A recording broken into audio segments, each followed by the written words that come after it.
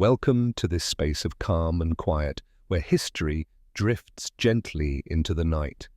Here we explore the stories of the past, not with the rush of textbooks, but with a soothing pace designed to help your mind rest. Settle in, let the details of distant times wash over you, and allow these tales to guide you into sleep. This is history softened for slumber. Close your eyes and imagine yourself thousands of years ago in that fertile, mud-scented plain stretching across what is now Iraq, Syria, and parts of Turkey. The Tigris and Euphrates rivers were both the veins and the memory of this land.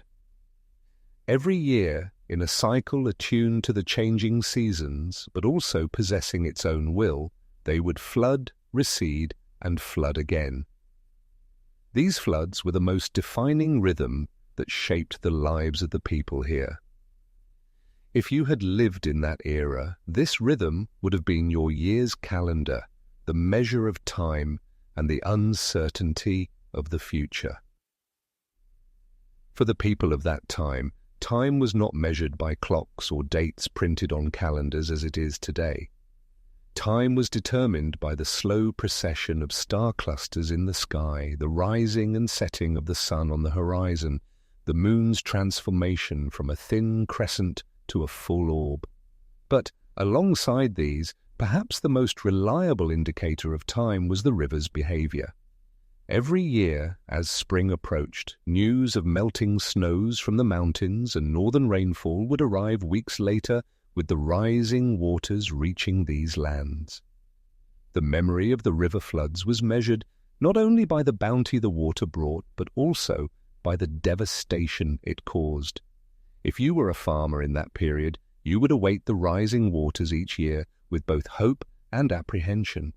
If too much water came, your home, your granary, could be damaged. If too little water came, your fields would dry up and your harvest would dwindle. For this reason, the severity of each year's flood was etched into memory and passed down orally from generation to generation. The village elders would preserve knowledge of the past with phrases like, "That year the waters rose so high that the roots of the date palms drowned," or "Last year the flood came early and the barley did well." These words were not Judaeon set memories. They were a plan for the future. You would listen carefully to these words, combining them with your own observations.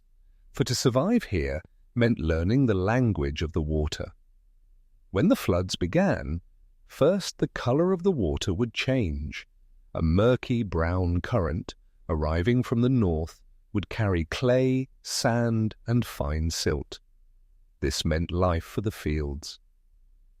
After the waters receded, this thin sediment left behind would become the soil's most valuable layer for the year's planting. That's why people would step barefoot onto the fields after the flood, feeling the soil's softness and moisture with their hands. The agricultural calendar was entirely aligned with this cycle. After the waters receded, the soil surface was lightly scored with wooden ploughs. Deep digging wasn't done because the flood had already nourished the soil. Oxen pulled the plough, and barley, wheat, and lentil seeds were sown into the earth. Date palms provided shade and fruit all year long, but their roots also needed the floodwaters. You too would know these tasks, filling your days with the seasonal division of labor. But this bountiful order was unpredictable. Some years, the waters came much earlier than expected, drowning unharvested crops. Other years, the flood was weak, leaving the soil parched and the crops withered. This uncertainty led people to develop both their observations and their beliefs. In villages and cities, priests would try to predict the severity of the flood. Among the signs they observed were the color of the clouds, the direction of the winds, the phases of the moon, and the migratory behavior of birds. But perhaps the most intriguing method was examining the livers of sacrificed animals.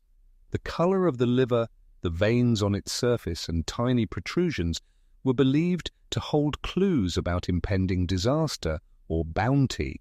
you too would listen to Ta'ane's prophecies in the village square and make your own decisions accordingly. With the invention of writing, these observations and flood records began to be inscribed on clay tablets. Especially in Sumerian cities, the height, duration and effects of each year's flood were recorded.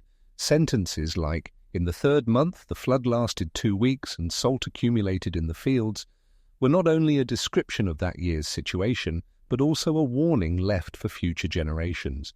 Thus, the memory of the rivers was added to the memory of the people. But in your daily life, more important than the meaning of these records was the cool mud you felt on the earth after the flood. This mud was a sign that the earth was reborn. In the days the water receded, a silence would fall over the village. Everyone would go to their own fields to check for damage. When a year was bountiful, barley and wheat would be piled high in granaries, and surplus produce was sent to neighboring villages or cities for trade. The flood cycle shaped not only agriculture but also social life. During high water periods, transportation became difficult and villages were isolated from each other. In some places, small boats were built and fish were caught on the water. The floodwaters sometimes postponed weddings, sometimes market days. You had grown accustomed to this wait. There was no use in being impatient during flood season. Understanding the language of the rivers meant survival, but this language sometimes told a difficult-to-understand story. There was an old tale the elders told. Once the waters rose so high that all villages and fields remained submerged for days, and people had to flee to high ground. These stories seemed like fairy tales when you were a child, but as you grew older, you'd realize these tales were actually warnings. Because the river held a very ancient story in its memory. Every year, by flooding, it gave you life, but it could also one day decide to remember its entire past and tell it anew. When that day came, the sound of the water would no longer be the sound of bounty, but of warning. And as you stepped onto the earth after the flood, this question would arise in your mind. Would this cycle truly continue forever, or would the rivers one day reopen the darkest page of their memory? Life after the flood settled into a slow but intense routine. Once the waters receded, a bustling activity would begin in every household in the village. First, homes that had been submerged during the flood period were repaired. Mud-covered walls were cleaned, and tree branches, broken baskets, and swept-away stones from the river were collected. You too would check the wheat granary in front of your own house, separate the damp grains and lay the sound ones out in the sun to dry, because the moisture left by the water could cause grains to mold, and that meant hunger in winter. The fields, however, required a different kind of preparation. The flood had nourished the soil, but it had also left a thick layer of mud in some areas. This mud was lightly mixed with a plough and left to dry in the sun. The village men would prepare the ploughs, harness the oxen, while the women filled seed bags. Barley and wheat were the most faithful crops of these lands because they were both easy to grow and suitable for storage. Another custom brought about by the flood cycle was the settlement pattern of villages. Houses were generally built just outside the river's floodline in slightly higher areas. But this high area we speak of often meant only a few feet of difference, yet this small elevation could sometimes save an entire village, and sometimes it could prove insufficient. For this reason, some families would carry materials to even higher hills for temporary shelters during flood times. You too would know these materials included wicker tent frames, clay pots, and grain sacks. The memory of the water shaped the plans not only of villages but also of cities. Cities like Uruk, and Lagash flourished on the banks of rivers because water was the lifeblood of transportation and agriculture. But even these cities had developed systems against the risk of floods. Irrigation canals were designed to divert floodwater to the fields. These canals also protected the city centre by redirecting excess water to other branches. As a villager, even if you didn't know the engineering details, you would see the canals being redirected and the levees being repaired. This entire order was maintained through both cooperation and belief. Everyone had a task in the communal work done before and after the flood. Men cleaned the canals, women organized the homes after the flood, and children collected fish and small crustaceans. This division of labor was essential to meet the village's survival needs. But the flood cycle was not just a physical matter. This event also held a deep place in people's spiritual world. Rivers were seen as gifts from the gods. The Euphrates and Tigris not only brought water, but also carried the spirit of the gods. Every year, before and after the flood, offerings were made in the temple, and prayers were said for the water to be bountiful. You, too, would participate in these ceremonies, inhaling the scent of incense burned in front of the temple. Temple priests would try to predict when the flood would come. They compared observed sky signs with records from past years, sometimes interpreting lunar eclipses, sometimes bird migrations as signs, but they were not always infallible. When they erred, the villagers experienced both disappointment and fear, for the flood was unpredictable, and this uncertainty remained a silent anxiety in everyone's mind. Sometimes, after a flood, field boundaries would shift. The waters would erode, soil at the edges of the fields, dislodging boundary stones. This led to disputes among neighbors. Some records inscribed on clay tablets contain solutions to such boundary disputes. Phrases like, "This year the waters of the Euphrates eroded the northern field by 2 arshins. The new boundary has been determined after the flood," reflect the bureaucratic reality of the era. In such a situation, you too would await the decision of the village elders or officials from the city. The abundance brought by the flood cycle could also lead to uncontrolled population growth. After bountiful years, villages expanded, new houses were built, and more fields were opened. But if this expansion was made relying on the water always remaining at the same level, it could turn into a disaster in later years. The elders would warn the young about this. The river can be both your friend and your enemy. Trust it, but remember, its memory is longer than ours.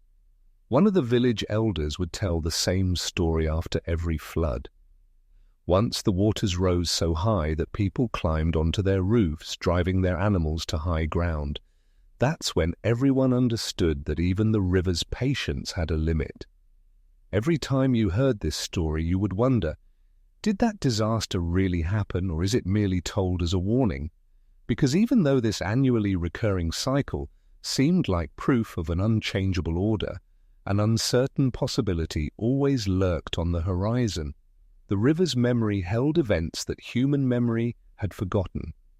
While you enjoyed the bounty after the flood, you would also sense this silent possibility, for you knew that a river that decided to remember its past would leave nothing in its path. And at that moment, this question would come to your mind. What if this year the rivers decide to tell the oldest and most destructive story in their memory? Would you cling to the land, or would you follow the direction the water carried you? As you savored the bounty after the flood, a different kind of silence would slowly settle over the village. The fields had been planted, the canals cleaned, the houses repaired. When their tasks diminished, people would sit by the river watching the water flow. You too would blend into this silence, enjoying the post-flood tranquility. But this calm was only on the surface. Deep down, the same question lingered in everyone's mind. What will happen next year? Because the flood cycle was never entirely predictable. One year, the waters could bring bounty, the next, devastation. For this reason, every family in the village had to prepare for both abundance and scarcity. During times of plenty, excess grain was dried, placed into large clay jars and their lids sealed with mud to prevent air exposure. These jars were usually stored in the coolest corners of the houses. If a year of scarcity came, these stocks would be the key to survival. You, too, would carefully separate the barley and wheat you harvested after the flood, saving them for both winter and potentially lean years. In years of plenty, not only grain but also fish would be abundant. Water pools left behind after the flood were teeming with fish. Women and children would catch fish in these pools, laying them out in the sun to dry. Dried fish could be stored for months without spoiling. Some years, these fish stocks became more important than grain stocks because animal protein was hard to find during dry periods when the water receded. However, the order brought by the flood cycle was not limited to food supply. The social structure of the community was also shaped by this cycle. Everyone had a defined role in the communal work done before and after the flood. Tasks such as repairing irrigation canals, strengthening levees, and checking grain granaries were shared responsibilities of the village.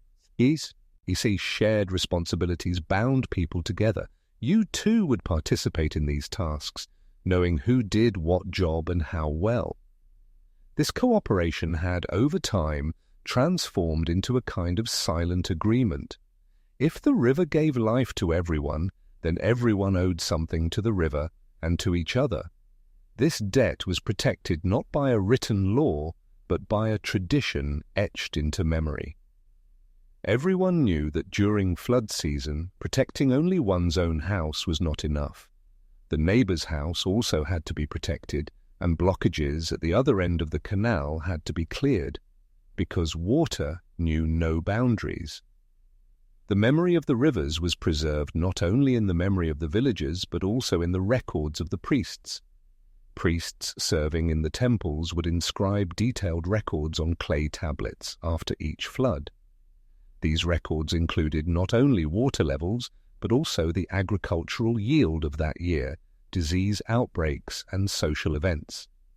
Short sentences like, "The flood lasted 2 months, barley was abundant, but disease spread," could tell the story of that era even centuries later. Even if you didn't see these records, you would know that the priests kept this information not only for the gods, but also for future generations. The flood cycle also shaped people's relationship with the gods. When the waters receded, thanksgiving ceremonies were held in the temples. Among the offerings presented to the gods during these ceremonies were barley, dates, fish, and sometimes even baked bread. You too would participate in these ceremonies, walking barefoot on the stone floor of the temple, inhaling the smoke of the incense. In the silent moments of the ceremony, like everyone else, you would remember that water could bring both life and death. However, within this order, there was always a slight unease. Because people knew that the river's memory was longer than man's, human memory could only go back a few generations, but the river carried the story of thousands of years. And some of these stories were filled with forgotten disasters. The village elders would occasionally speak of these calamities. Once, they would say, the waters rose so high that entire villages were destroyed. As you listened to these stories, you would question whether they were merely tales. Sometimes in fields excavated after a flood, old house foundations, broken pottery, or stone tools would emerge from beneath the soil. These findings were silent witnesses to the stories of the people who once lived there. Who knows, perhaps they too had trusted the rhythm of the rivers, just like you. But one day, the river had reopened one of the darkest pages of its memory, sweeping everything away. This thought would cast a thin shadow over the post-flood tranquility. As you sat by the river, watching the reflection on the water's surface, the same question would always arise in your mind. What if this order is broken one day? That question would remain unanswered, for the river did not speak, it only flowed. Your task was to try to understand its language, to be able to read its memory. But when the river would tell which story was beyond anyone's control.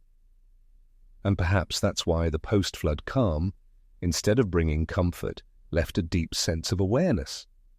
With this awareness, you would prepare for the future, living with the knowledge that both abundance and disaster were possible. Because while the river gave you life every year, it also carried the silent shadow of ancient floods stored in its memory, and you would never know when it would reappear. Close your eyes and let me take you to the late 3rd millennium BC in Day, to fertile but fragile land between the Tigris and Euphrates. Before you stands a city whose name has almost been forgotten in the sands of time, yet still echoes in ancient tablets, Shuruppak.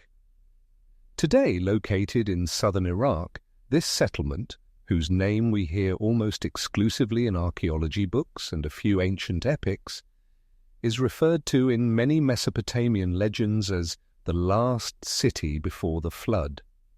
If you had lived there then, the rhythmic whir of potters' wheels would reverberate through the city's narrow streets. Shuruppak was not just a trading post, but also one of the centers of production. The fine alluvial clay brought by the rivers was the city's most important raw material.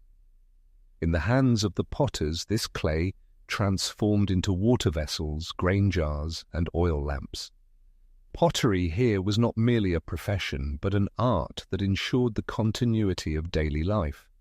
When you entered the potters' workshops in the early hours of the morning, you would smell the damp clay and hear the rhythmic hum of the spinning wheel. Clay was easily found in the fields after a flood. Potters would go to the riverbank, collect this fresh mud, and load it into large baskets.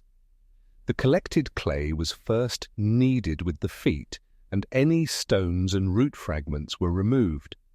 Then, on the potter's wheel, it would come to life in the hands of the masters. Each vessel was not just a utilitarian object, but also a guarantee of survival. Grain, water, oil, and wine were stored in these vessels, their lids sealed with mud to make them airtight. Pottery in the city was not exclusively men's work. Women played an important role, especially in making small vessels and decorative items. Some would inscribe delicate geometric patterns on the clay surface, while others would mark the owners of the vessels with simple seals. These seals not only indicated ownership, but also served as a tie, rust element in trade. When you bought a vessel, you would recognize the seal on it and know whose hands it had come from. The potters of Shuruppak produced not only for their own city, but also for surrounding villages and even distant cities.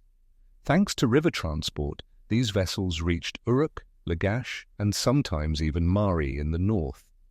Trade routes stretched along the rivers, and pottery was exchanged for other goods, copper, stone beads, fine textiles.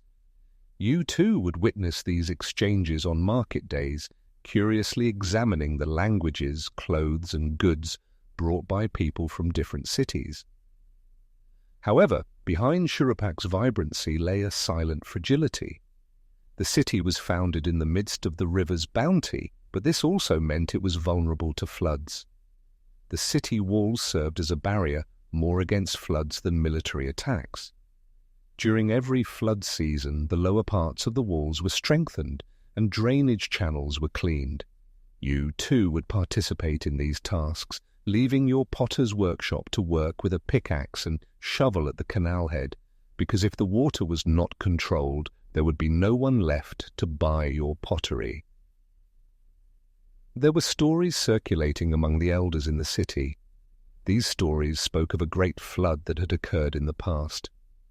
When the waters came, they would say, sky and earth mingled, neither houses nor fields remained. Everything was submerged for days. While these stories seemed like exaggerated tales to the young, for the elders they were a warning. When you heard these stories, you would ponder how vulnerable the city was to floods. In the spring months, Shuruppak's narrow streets would be filled with pre-flood urgency.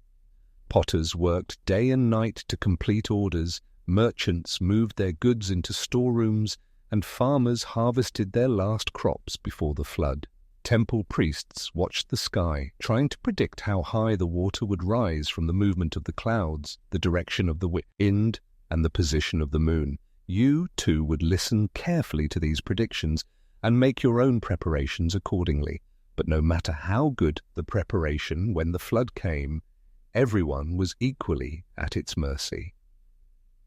The water would enter through the city gates, slowly advancing through the streets. In these moments, potters would move their goods to high shelves in their workshops and close the kiln doors. When you saw the first drops of water falling on the clay, you would wonder if it was just a temporary nuisance or the harbinger of an approaching great disaster. And at that point, this question would cross your mind. If Shuruppak truly is the last city before the flood, then what page of history are we on right now? Are we at the beginning of the story, or are we writing the final lines? At this time of year in Shuruppak, everyone carried the same thought in their mind. The flood was approaching. But this thought did not stop the flow of daily work. With the first light of morning, a bustle of activity would awaken in the city's narrow streets. Potters would light their morning fires in front of their kilns, merchants would open their storerooms, and grain measures would be prepared. You too would stand in front of your pottery workshop early in the morning, feeling the moist smell of the clay, hardened overnight, mingle with the warmth of the sun. The city's market square would be busier than usual during this period. Pre-flood bartering was seen as virtually the last trading opportunity of the year. Farmers from the villages would bring the last remaining products of their harvest, baskets of dates, sacks of barley, dried fish. In return, they would receive pottery produced in Shuruppak, metal tools, woven fabrics. You too would see familiar faces in the market crowd, and sometimes hear the different dialects of strangers from distant villages.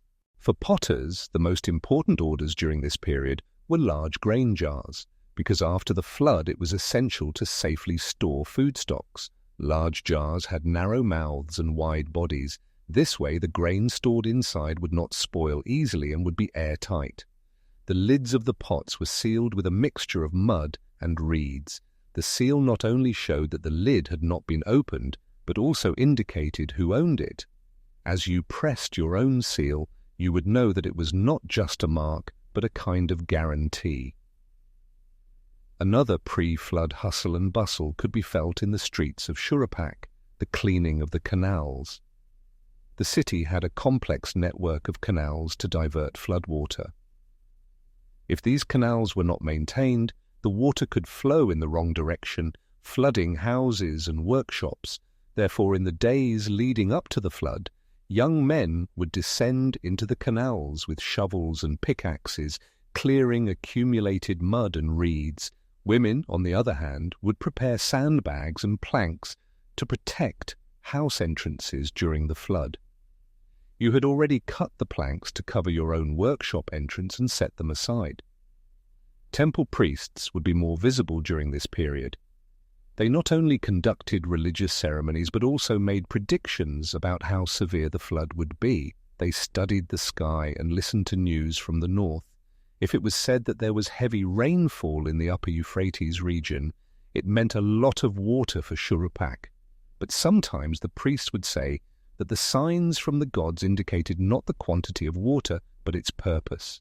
Phrases like, "This year the water will cleanse not only the earth, but also memories," slowly spread among the people. When you heard such words, you would wonder if they were real or metaphors meant to warn people. Amidst all these preparations, daily life continued. Children ished by the river, young people carried goods to the market, and elders sat in shady corners talking about past floods. Some elders often recounted one particular flood. That year, the waters came right up to the top of the walls. People waited on their roofs for days. Animals were transported to high ground on wooden rafts. While these stories seemed like a distant possibility to the young, they left a small fear in everyone's mind. Among the potters, there was also a silent competition related to the flood.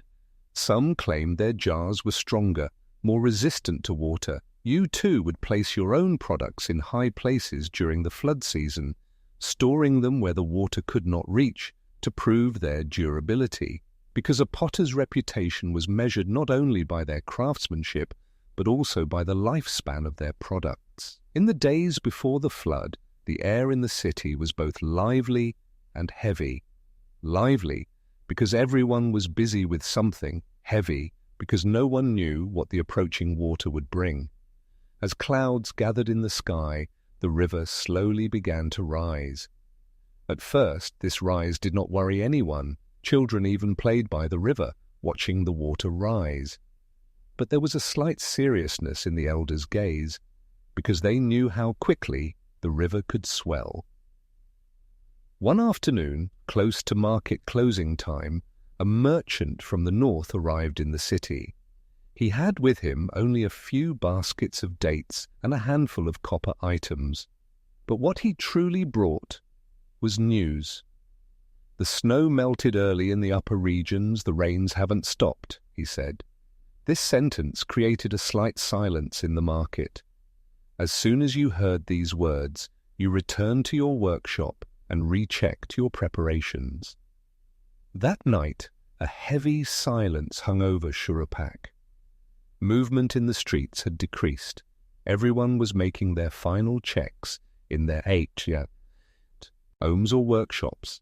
Some had already started moving their goods and valuables to higher ground. Priests burned incense in the temple all night, praying to the gods for protection. You too climbed onto your roof and watched the dark surface of the river. Moonlight stretched across the water like a trembling silver line.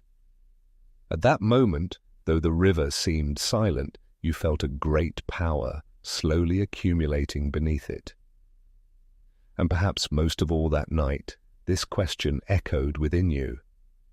Will this flood pass like any other, or will this city truly become the scene of a disaster that earns it the title, the last city before the flood? Sleep did not come easily that night in Shuruppak. A faint rumble from the river, mingling with the wind, drifted through the city's empty streets. The sound of the water was not as it usually was.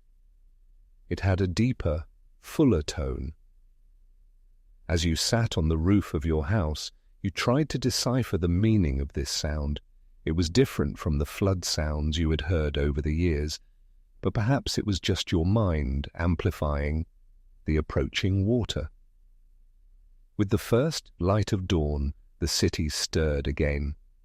When you got up early and opened your workshop door, you saw people passing in the street carrying loads, sacks of grain, water jars, bales of woven goods. Some were moving their belongings to the roofs of their houses, while others were heading towards small elevations just outside the city. Women, with their children, were sealing the entrances of houses with mud and planks, and men were doing the final cleanup of the canals. The market square, however, had an unusual appearance that morning. Stalls were not set up. Only a few merchants had placed their goods on high piles of stones. People were more concerned with exchanging news than shopping. Sentences like, "The rains are still falling in the north," or "The snow melt in the mountains is very fast this year," were whispered in low voices in the square. As you walked through these whispers, some faces showed apprehension, while others wore the calm of routine, the flood preparation. When you descended to the riverbank outside the city, you saw that the water level had risen significantly compared to the night before. Normally, muddy strips along the river's edge would still be visible at this time, but this morning the waters had swallowed that strip. There was a slow but steady swell. The river approached the city, maintaining its silence but carrying a great weight beneath. Preparations continued throughout the day. Potters left unfinished orders and moved existing products to safe places. Large grain jars were transported to warehouses in the city's higher areas. The doors of the warehouses were sealed with thick planks and additionally plastered with mud to ensure they were watertight. You too counted the remaining jars in your workshop, moving the sturdy ones to the edge of the roof. You didn't know how much good this effort would do, but it had to be tried. At midday, the priests gathered in front of the temple.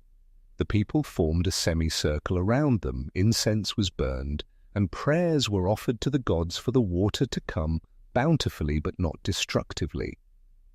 Some elders would say that this ceremony was the most important step taken before the flood. Because faith, even if it didn't change the water's intention, increased people's resilience.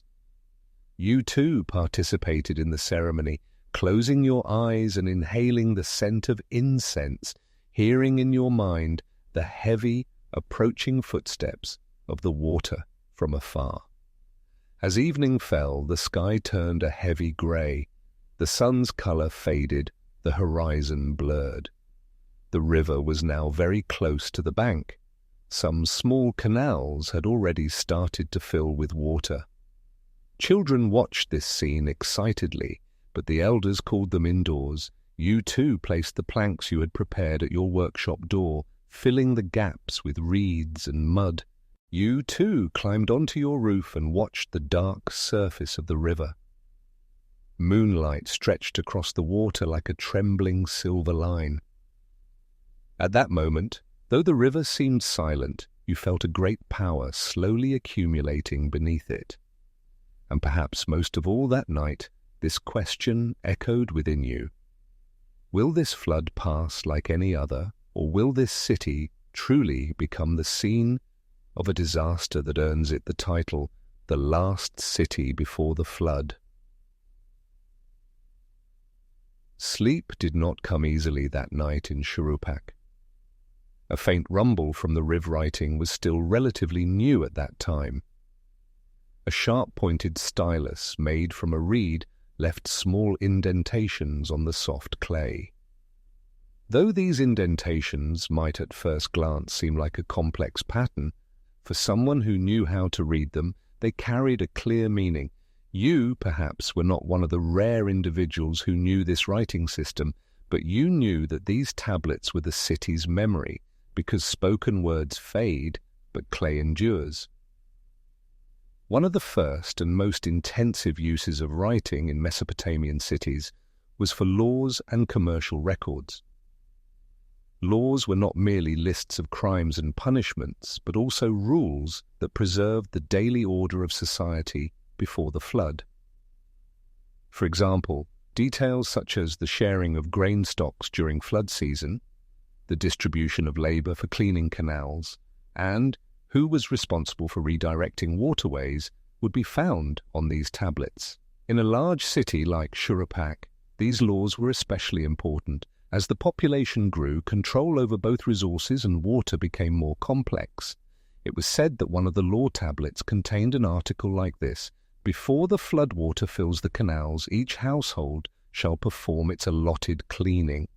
Whoever neglects this duty shall pay compensation equivalent to their neighbor's damage." This was not just a regulation, it was a rule of survival.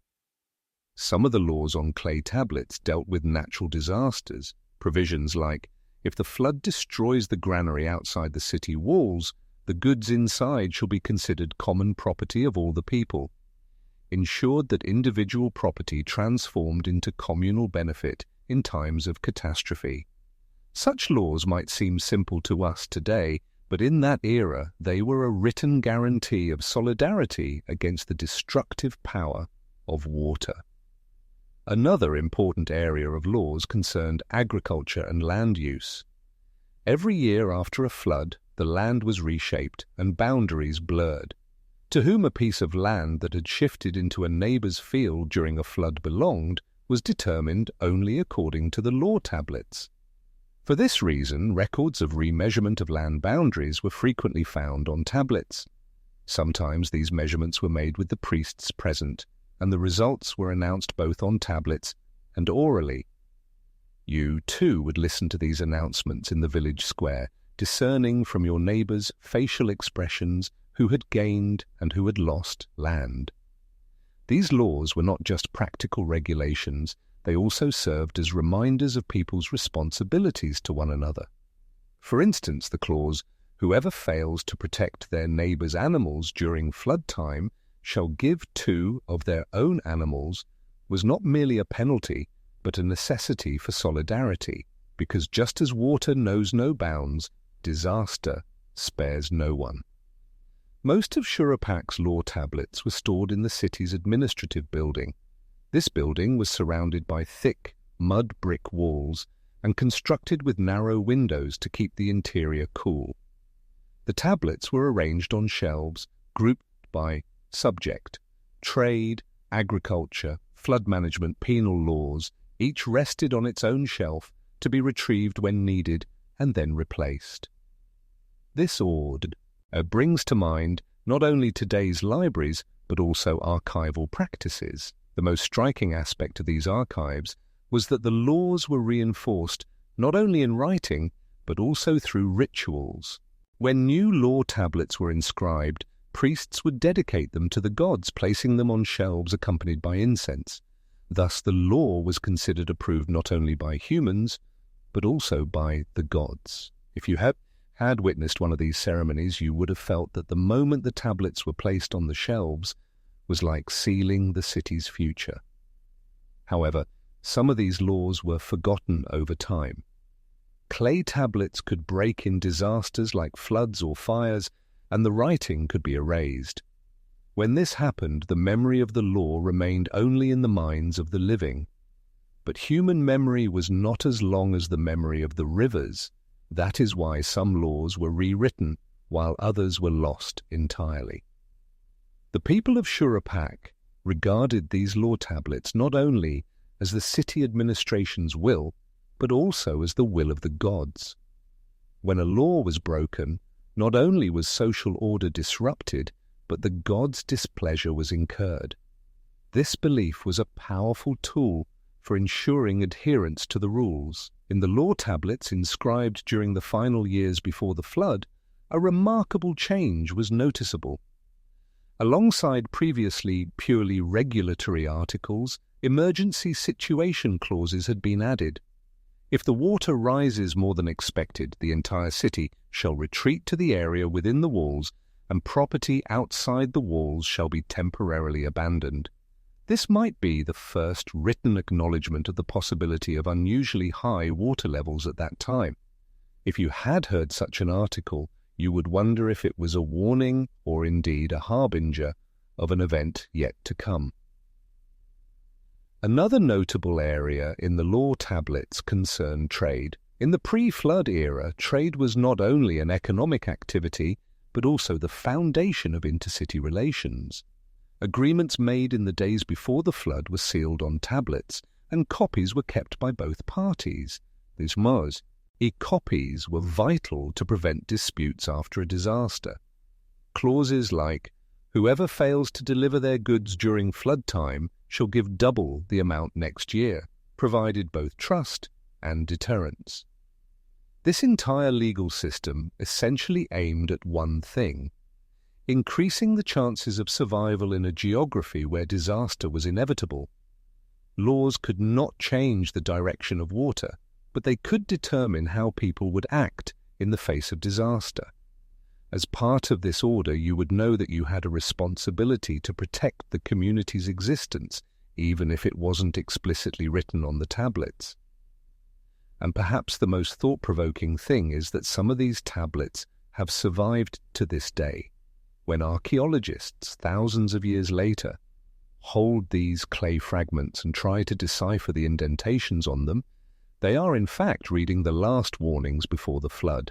Yet for those living in that era, these warnings were merely the shadow of an unexperienced future. As you passed through Shurupak's narrow streets, you may never have seen these tablets stored in the cool room of the administrative building, but their existence silently guided your life, because law, even unseen, is felt. And perhaps in a corner of your mind this question would always linger: were the things written on these tablets truly meant to prevent disaster, or merely to delay it? The existence of law tablets was like the invisible backbone of life for the people of Shurupak. Anyone walking in the street, even if unaware at the moment, took every step within the boundaries of these rules. These boundaries were protected not just by fear of punishment, but by centuries of habit, oral tradition, and the silent oversight of neighbors without realizing it. When you cleaned in front of your workshop early in the morning, when you correctly weighed a measure of grain in the market, or when you participated in canal cleaning during flood season, you were actually adhering to rules not written on tablets but born from their spirit. In daily life, these laws were most felt in the areas of water and agriculture. Since Shurupak was a city that thrived on the bounty of the rivers, the direction and quantity of water determined both production and social relations. One of the law tablets stated, "Floodwater shall primarily be directed to the fields within the city walls." This article meant that the agricultural lands of those living in the city centre would be irrigated first. For those living in the outer districts, this was not always considered fair. Some years, this injustice led to tension among neighbours. In such situations, you would hear whispers circulating in the market about who received priority in water distribution. Another effect of the laws manifested itself in times of disaster. The clause, "Whoever saves another's property during a flood shall receive 1/10 of that property," was an important incentive during the emptying of submerged granaries. Thus, people were motivated to help their neighbors beyond just protecting their own goods. However, this rule was sometimes abused. In the chaos created by disaster, some would seize goods under the guise of aid. If caught, these individuals would face severe penalties, but sometimes, especially during major floods, it was not easy for anyone to prove what belonged to whom. In the days before the flood, one of the most discussed sections of the law tablets concerned stock management. The clause, "Every household shall deliver 1/5 of its pre-flood food stock to the temple," ensured the creation of a communal food store. The temple pledged to distribute these stocks equally during a disaster. You too would consider this system fair, because even if individual preparations were insufficient, the community could survive together. However, this system began to be tested by rumors of an approaching great flood.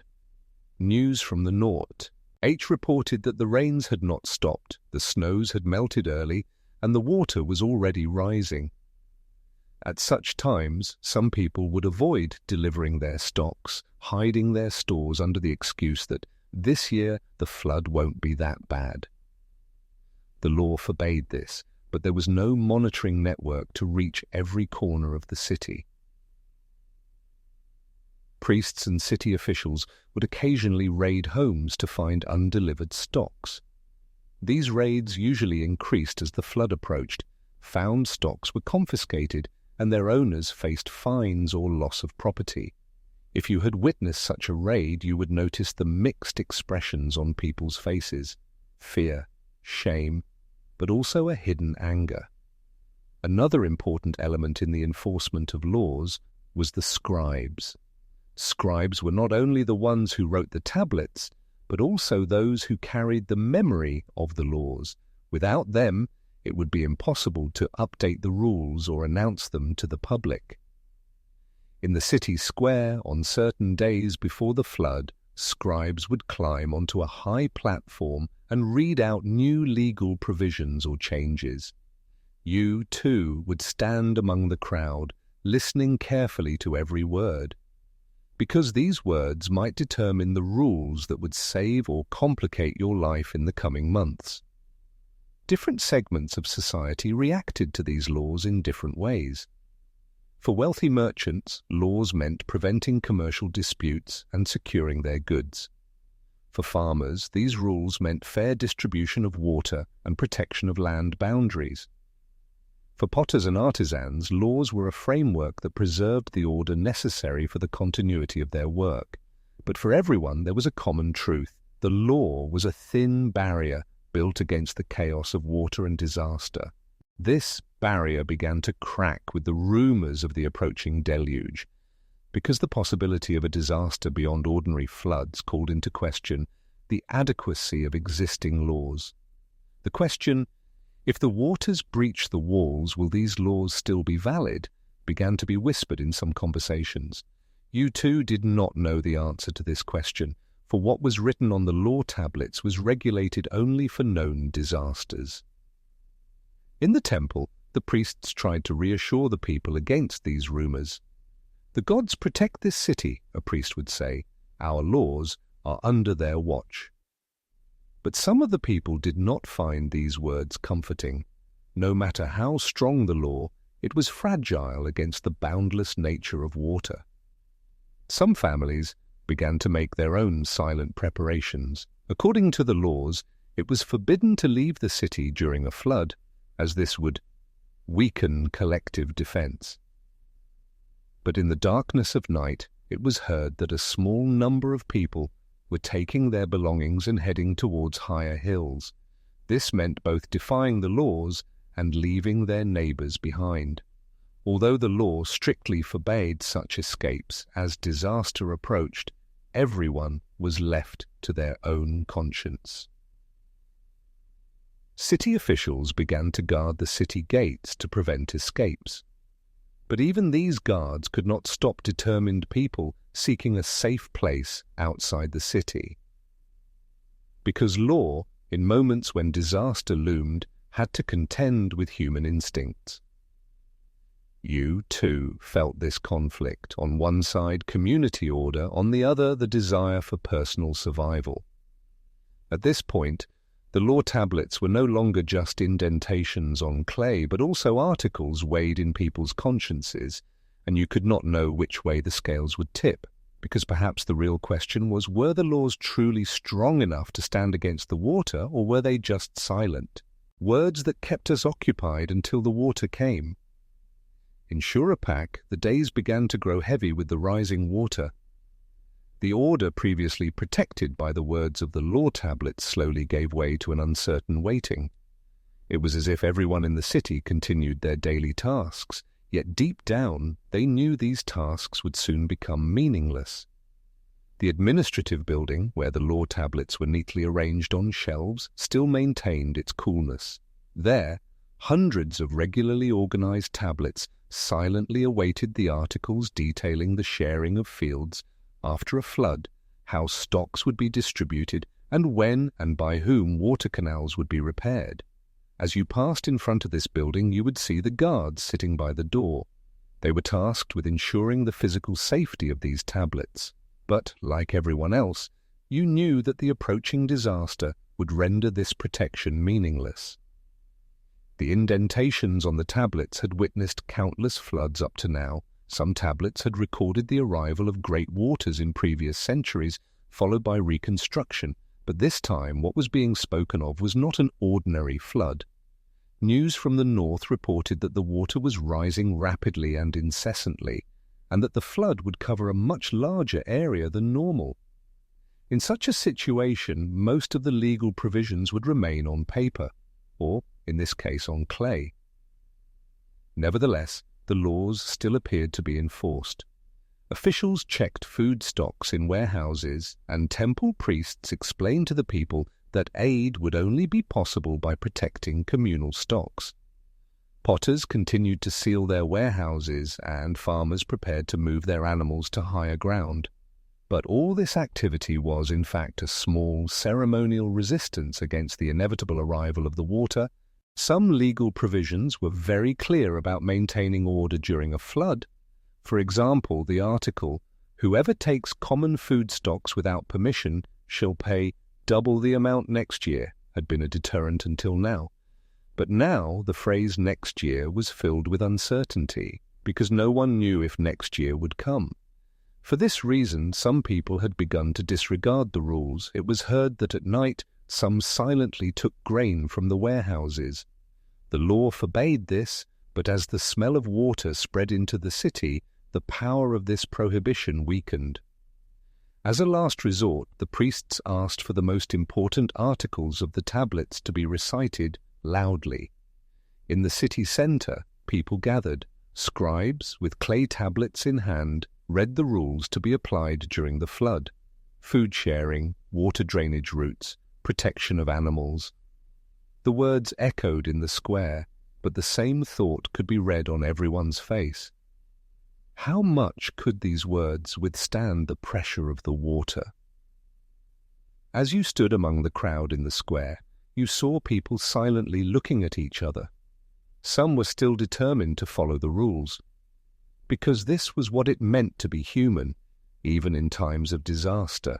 Others had begun to prioritize their family's safety above all else. The clash of these two attitudes was outwardly silent, but carried a strong underlying tension. When the flood began, the laws were still being spoken. In the first days, as the water slowly rose, people still acted according to the rules. Only permitted amounts of food were taken from the warehouses, and canals were opened as planned. But when the water accelerated, this order broke down. People rushed to the nearest grain jar, entering their neighbor's field to save their animals. The legal provisions were lost amidst the roar of the water. Even the tablets inside the administrative building, none were now in danger. At one point, officials began moving the tablets to higher shelves. Some tablets were placed in clay jars, sealed, to be returned one day, but it was clear that this effort would also be limited, because when the water pressed against the walls, even the mud brick walls of the building would not hold. And indeed, within a few days, the water reached the threshold of the administrative building. Guards entered one last time to save the tablets. Some tablets were moved, while others were left in place. As you watched this scene from afar, you felt that it was not only the laws but also the city's memory being surrendered to the water. Some of the tablets might be stored in another city, in another building. Perhaps thousands of years later they would be found beneath the earth and read again. But for that moment the laws were no longer witnesses to a living order, but silent witnesses to a world slowly sinking. As the water rose, people no longer looked at their neighbors, but at the direction of the water. The boundaries defined by the legal provisions lost their meaning with the spread of the water. Streets, courtyards, fields, all had merged at the same level beneath the same water. A few days later, the silence over Shurupak changed. No longer were there sounds of bartering in the market, no hum of potters' wheels, no words of scribes. There was only the heavy, ceaseless sound of the water. And as you stood in the midst of the water, this question echoed in your mind: were the things written on these tablets truly to protect us, or merely to make us feel safe until the water came? In the days when the water engulfed the streets of Shurupak, no one imagined that the name of a single man would still be remembered thousands of years later. Yet Utnapishtim, referred to in Mesopotamian tablets as the sole survivor of the flood, became both a living witness of that era and a symbol of human memory resisting water. If you had lived in that age, you might have heard his name only in rumors from a distant city. Years later, this story would merge into epics, but its roots would still lie in real lands and beneath real waters. Utnapishtim is described in the Epic of Gilgamesh, one of the oldest known written epics, as the person granted immortality by the gods after the flood. But behind this legend lies a much quieter, much more earthly story. This story is of a man who witnessed not only the coming of the water, but also the collapse of his own society. Before the flood, Utnapishtim lived in a coastal city. This city, like Shurupak, was dependent on the bounty of the rivers. His life was shaped by the rhythm of the seasons, the cycle of floods, the grains he bartered with farmers, the dried fish he received from fishermen, the sturdy jars he bought from potters. These were parts of his daily life. But slowly, the language of the waters began to change. News from the north reported that the rains had not stopped for weeks, and the snows in the mountains had melted early. Normally, floods came slowly and receded within a few weeks. But this time, what was being said about the water's speed and power was different. Utnapishtim, a man who had seen floods since childhood, sensed this change. This was not just a seasonal swelling, but a sign of something much larger. What distinguished him from others was that he took these signs seriously. Most people wanted to believe that the water would recede as it always did, because the order seemed immutable, and the water came faster than expected. The rise in the first days still seemed normal to people accustomed to the flood cycle. But on the fourth day, the color of the water changed. A brown and densely muddy current flowed rapidly from the river's flood branch towards the city. This was the harbinger of the great deluge from the north. Utnapishtim knew at that moment that there was no more time. He loaded his family onto the rafts he had prepared. He took only the most essential items with him: grain jars, water jugs, a few simple tools, and the small animals he could save. What they left behind were not just belongings. They were leaving an entire life, years of habits and familiar faces. At that moment, Utnapishtim's journey had begun. This was not just a water journey, but also a breaking away from the past. And when he looked back, he saw the coastal city slowly submerging, the mud brick walls dissolving, the stones of the marketplace disappearing beneath the water. But perhaps the most silent and painful sight was the administrative building of the city, with its hundreds of law tablets on stone shelves, disappearing beneath the water. Because at that moment, not only people but memory itself had surrendered to the flood. And as you listen to this story, you might ask, was Utnapishtim's salvation truly a divine miracle, or merely the story of a man who knew how to read the silent signs of disaster in time? As Utnapishtim's journey swallowed weeks into months, the sound of the water had become both a background hum and a measure of time. Days began by looking at the water's color, and nights ended with its reflections. Every morning, whether the sky was clear or cloudy, the only constant was that the water still covered everything. One morning, before the sun had risen, he smelled a different scent on the water. This was distinct from the sweet and some. Sometimes he would find a piece of pottery, a seal, or a fragment of a broken tablet in the mud. These pieces were silent reminders that people had once lived, worked, and traded.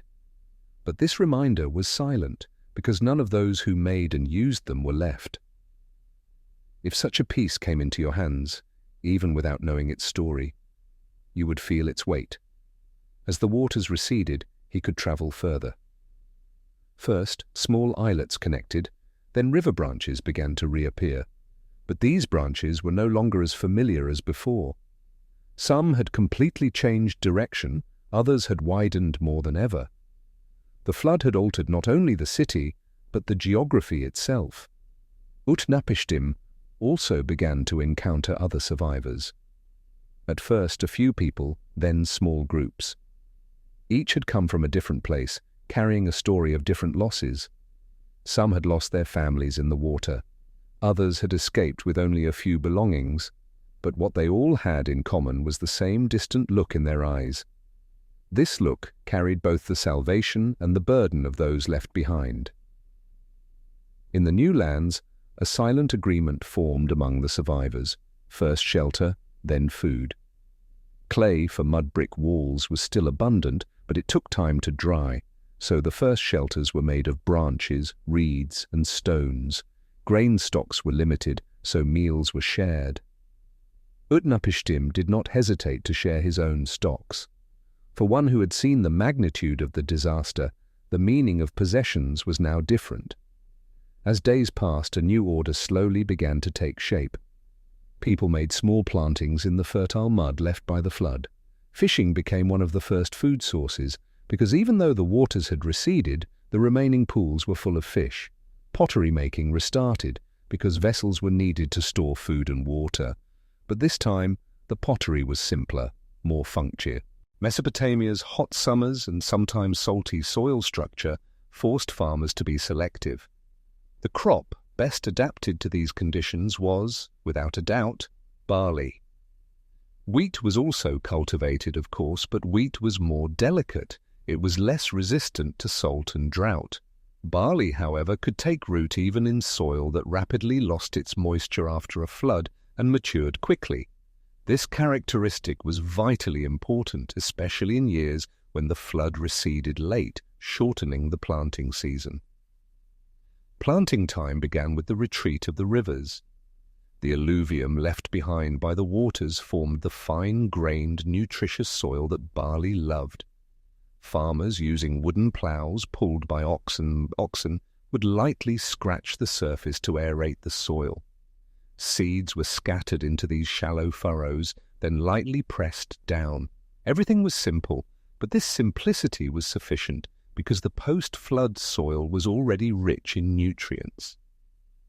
Barley cultivation did not require much water during its growing period. This was a great advantage in a geography where the arrival of water was never fully known. Nevertheless, especially during dry periods, small irrigation canals were opened, directing water from the river to the fields. This work required communal effort in the village, because the canals served not just one field, but the cultivated areas of the entire village. You too, on such an irrigation day, would see everyone working with shovels and pickaxes, with women and children checking the direction of the water. When harvest time arrived, the golden color of barley ears covering the fields was one of the year's most magnificent sights. Harvesting was done with sickles. The ears were gathered and separated from their stalks in the threshing area. Wooden sledges pulled by oxen were commonly used for threshing, with sharp stone fragments placed beneath these sledges to break the ears and separate the grains. The barley grains were then filled into large baskets and thoroughly dried in the sun. Drying was crucial to reduce the risk of mold. The dried grains were placed into large clay jars, their mouths sealed with mud to prevent air exposure. These jars were stored in both homes and temple granaries. The stocks in temple granaries were a safeguard for the community, because in times of famine or crop loss after a flood, these stocks would be distributed to the people. Dates were the other pillar of life in Mesopotamia. Date palms grew along riverbanks in areas where their roots could reach groundwater. Their trunks were long, branches sparse, and leaves tough. Thanks to these characteristics, they could withstand floods. Date palm maintenance continued throughout the year. Buds opened in spring, fruits began to ripen in summer, and by autumn they reached their sweetest state. Fresh dates were consumed daily, but dried dates were the most valuable. The drying process was simple. After being picked from the branches, dates were laid out on reed mats and left under the sun for days. Dried dates hardened, their sugar concentrated, allowing them to be stored for months without spoiling. Dried dates were also indispensable for long-distance merchants, as they were both light and provided high energy. Date syrup was used as both a sweetener and an energy source. This syrup was spread on barley bread and used to flavor some dishes. In temple kitchens, breads sweetened with date syrup were among the primary offerings presented to the gods. Barley and dates were not only food, but also the backbone of Mesopotamia's economy. In marketplaces, sacks of barley and baskets of dates were exchanged for pottery, textiles, and copper tools. In some regions, barley grains were used directly as currency. A certain measure was considered equivalent to a certain good. When you entered such a market, you would see vendors carefully weighing barley measures and moving date baskets into the shade. These two products also guided the social structure of the community. Barley bread and dates were central to tables during weddings, festivals, and religious ceremonies. The first thing offered to a guest was usually dates, followed by barley porridge or bread. However, this food chain was fragile. When the flood came too harshly, barley fields would be submerged in mud and the roots of date palms could rot. When the flood was weak, the soil would remain parched and crops would wither.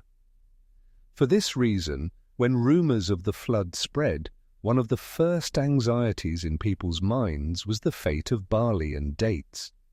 because they were not just foods that satisfied hunger, but also the continuation of life itself. And in such times, the same question would always echo in people's minds. If the flood truly swallows all fields and date groves, what seeds will remain to restart life? The journey of barley and dates in pre-flood society was a long chain, beginning in the field and ending in storerooms, markets, or on tables. Every link in this chain silently shaped people's daily lives. If you had lived in that era, you could have witnessed almost every stage of this chain, because agriculture was not just a concern for farmers, but a communal matter for the entire society. The planting of barley began immediately after the floodwaters receded. First, the soil needed to dry sufficiently to be entered. If entered too early, the soil would remain muddy, making planting difficult. If entered too late, moisture would decrease and seeds could dry out before germinating. For this reason, the most experienced farmers in the village decided when to enter the field. They determined this time by looking at the soil's texture and smell. During planting, the division of labor was clear. Men drove plows with oxen while women and children scattered seeds. In some families, a small area was set aside at the edge of the field, and only barley for seed was planted there.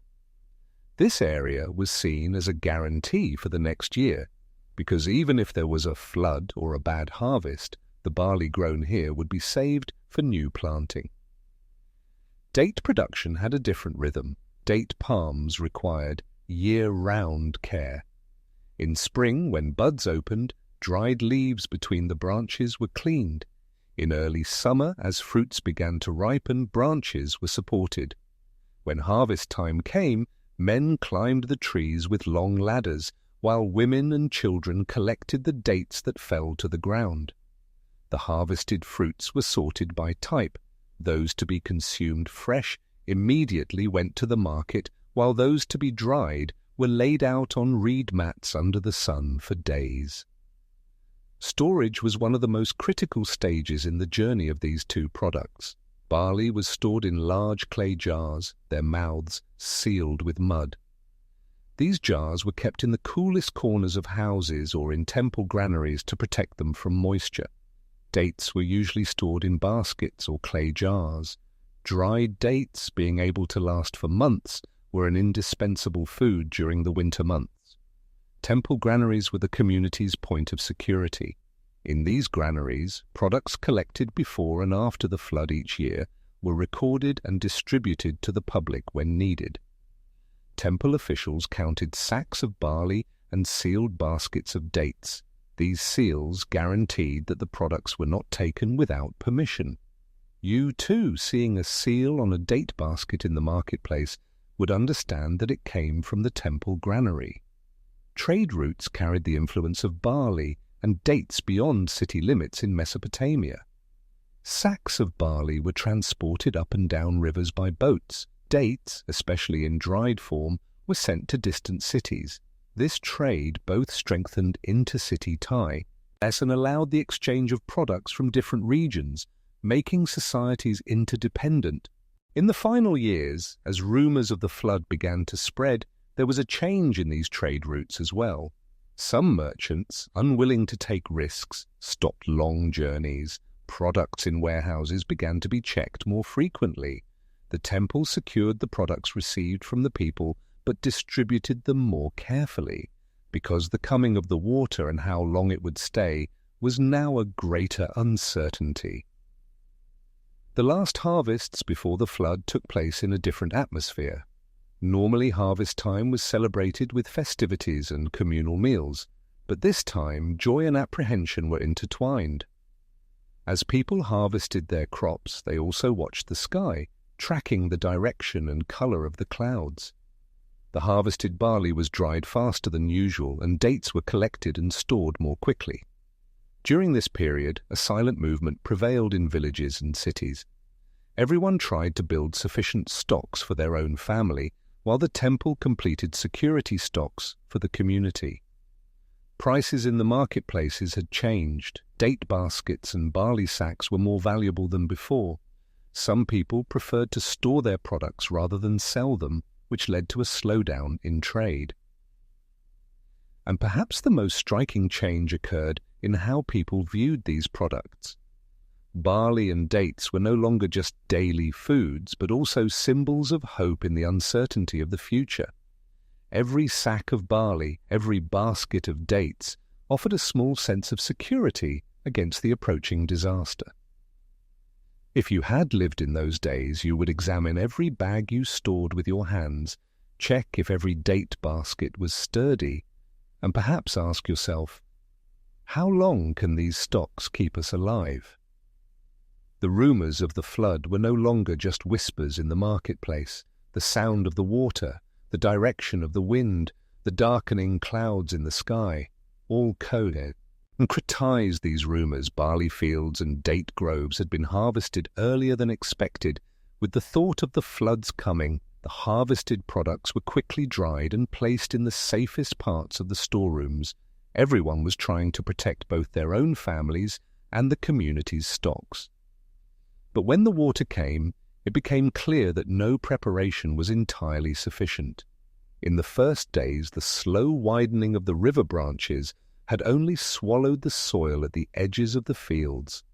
But as the water rose, field boundaries blurred. Golden barley ears were replaced by a brown, murky current. Some farmers tried to hurriedly gather unthreshed barley bundles, but within a few days, these attempts became impossible. Date groves, however, were more resilient. Thanks to their tall trunks, they stood tall in the first days of the flood.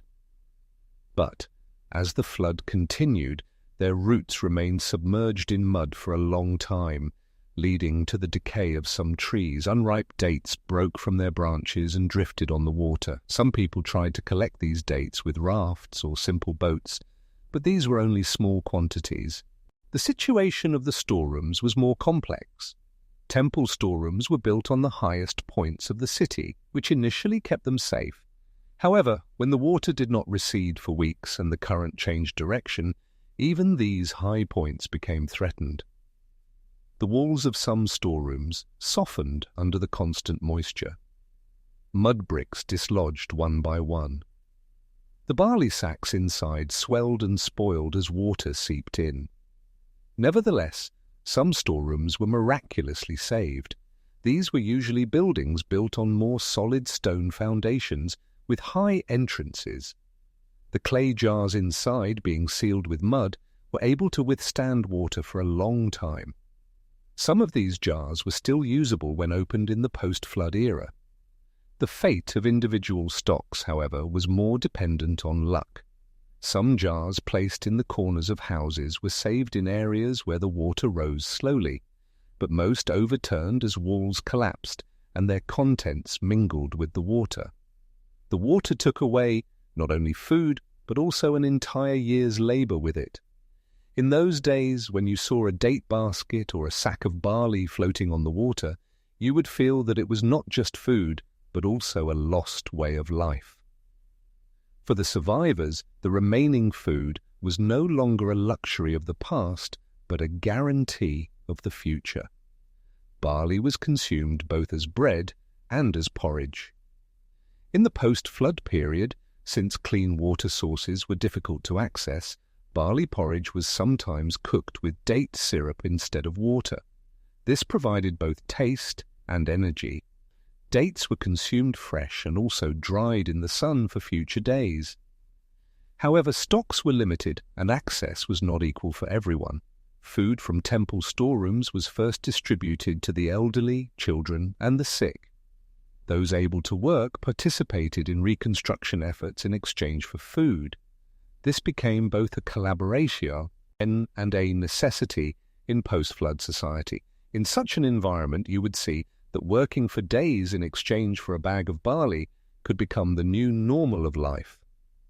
In the post-flood era, barley and dates became not only food, but also tools that enabled the restart of trade. The first exchanges were made with these two products. A basket of dates was exchanged for a clay pot of water, or a small fish.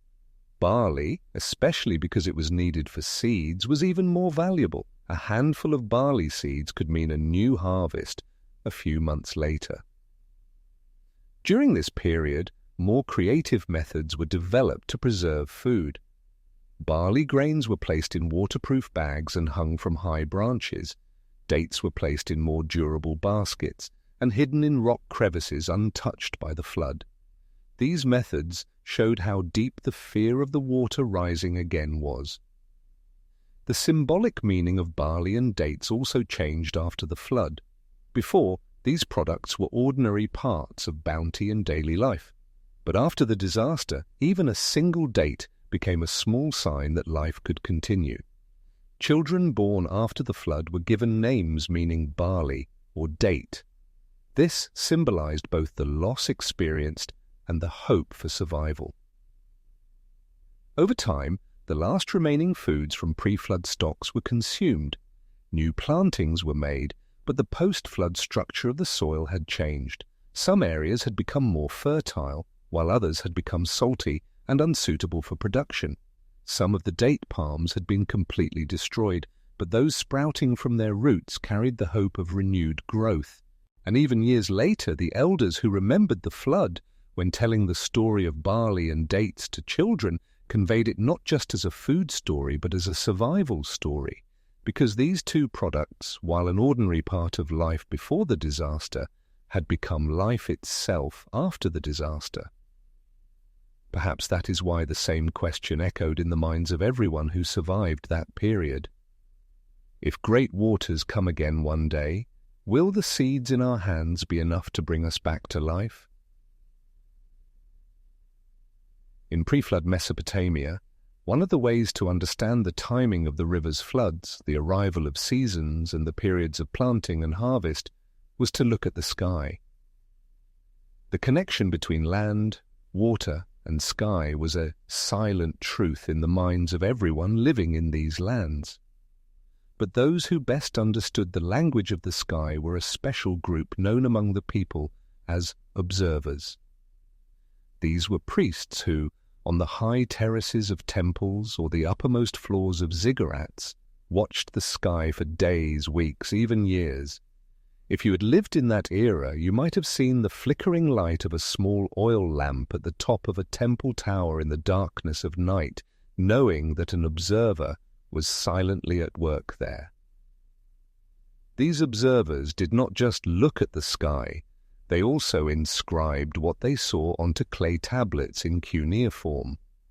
Every observation date, the position of the moon, the arrangement of the stars, the brightness of the planets, even the color of the clouds, was meticulously recorded.